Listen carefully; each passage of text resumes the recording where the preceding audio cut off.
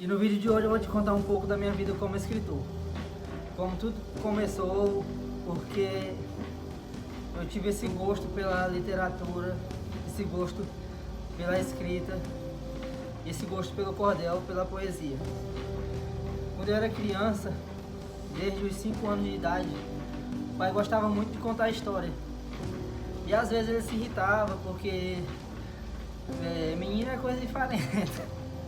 Eu ficava pedindo para ele, pai, conta uma história, pai, conta uma história. Então, recita um romance, que naquela época era chamado de romance, no caso, que é o cordel. Ele chamava de romance, no caso. Ele ficava sempre pegando no pé dele para ele contar. Às vezes ele contava e às vezes não. Mas quando ele contava, desde de romance a histórias, ele passava até altas horas da noite contando história. Sentado em uma mesa, pai, a mãe, eu e meu irmão. Ele começava a contar histórias, contar romance, e era muito interessante.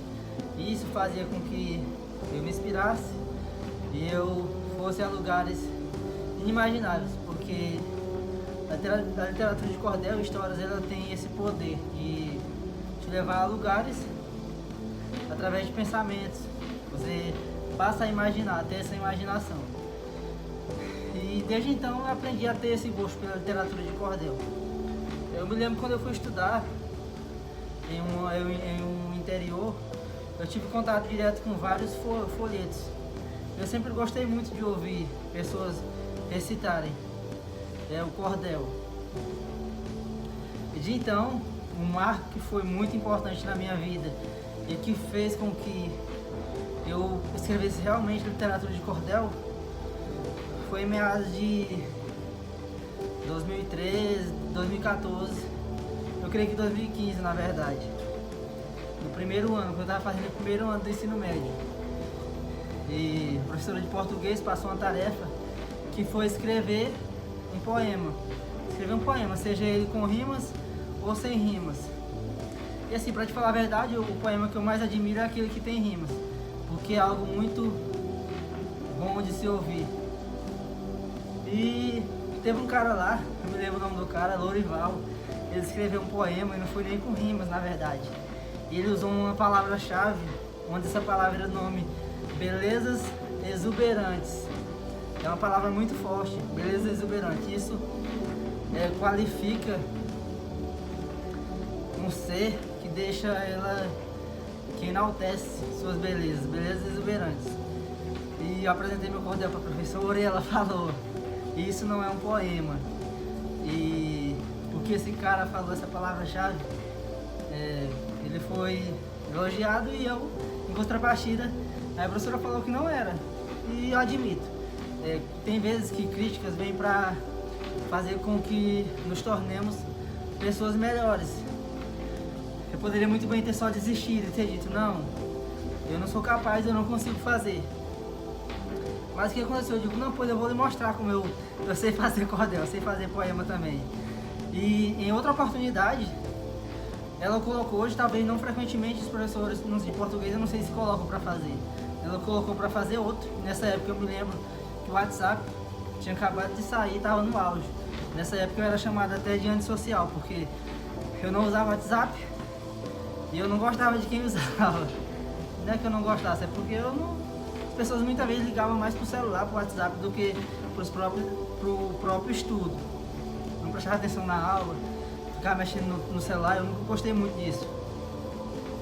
E eu fiz um cordel relatando sobre isso, sobre o uso excessivo do celular, do WhatsApp. Ninguém queria saber de estudar, mas era do WhatsApp. Aí sim veio o reconhecimento, onde a professora falou, parabéns, tá muito bom, foi você que fez? Ele ainda perguntou se tinha sido eu. Professora, sim, foi eu, e realmente foi eu. Talvez eu tenha perdido esse cordel até porque faz muito tempo e eu fiz no livro e não ranquei. Naquela época eu não tinha página, não tinha Instagram. Na verdade, Instagram eu instalei ele no ano de 2019. E um amigo meu disse, não, instala o Instagram e começa a divulgar o teu trabalho.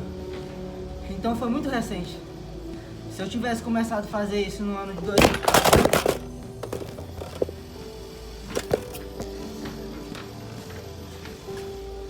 O celular caiu, mas o vídeo continua. Só ajeitar ele aqui. Cá vamos nós, vai ter que terminar dessa forma, que eu não vou pregar mais não. Eu tô usando uma adaptação aqui, que tá pregado na parede com a fita dupla face. Mas não vai segurar. Então, deixa eu ver de onde foi que eu parei. Sim, eu não tinha instalado redes sociais, não tinha Instagram, não tinha Facebook. No caso, depois de então eu tava usando mesmo só o WhatsApp, só para se comunicar.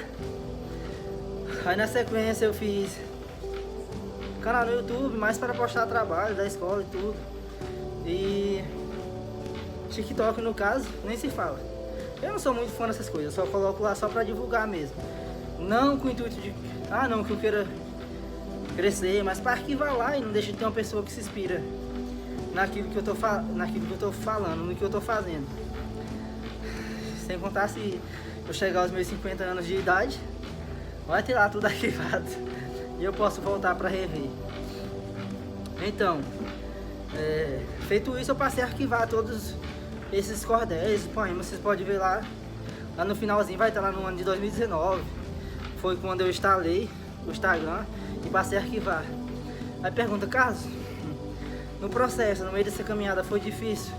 Uma coisa que eu posso dizer não foi fácil nem um pouco, mas eu nunca liguei muito para a questão de apoio, para a questão de curtidas, se as pessoas me apoiam, se as pessoas comentam, se as pessoas estão lá curtindo ou observando.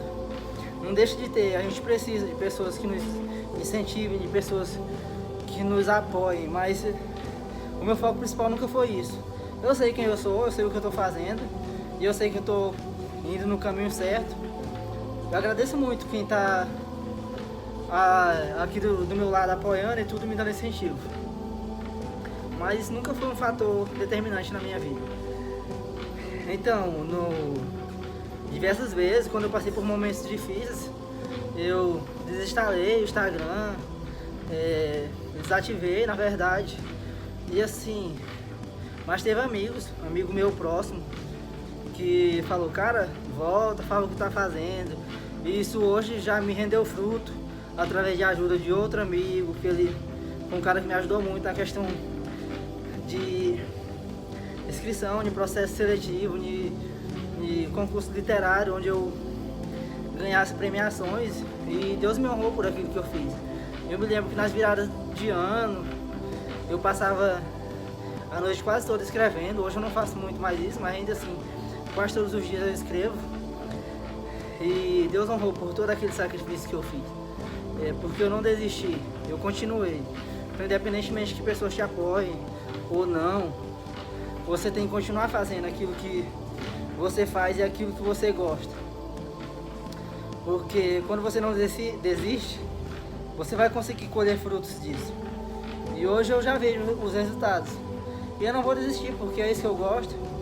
Não significa que eu vou me limitar somente a isso, porque eu tenho uma vida também. Mas não vou parar.